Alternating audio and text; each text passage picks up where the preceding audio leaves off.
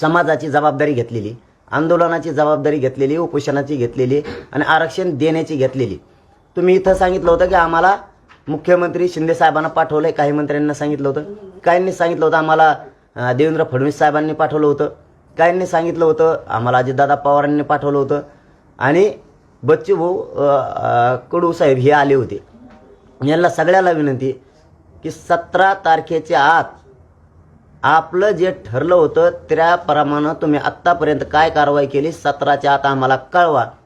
नसता 17च्या नंतर पुढच्या आंदोलनाची डिसिजन आम्ही 17च्या बैठकीत ठरवणार आहे.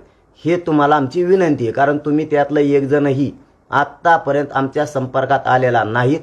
त्यामुळं तुम्ही मराठ्यांची फसवणूक करताय की काय असं आम्हाला आलेल्या मंत्र्यांबद्दल वाटायला लागले. कारण एकाही मंत्र्याचं त्यानंतर या विषयात काहीही हस्तक्षेप किंवा काही विचारणा एकमेकाशी झालेली नाही.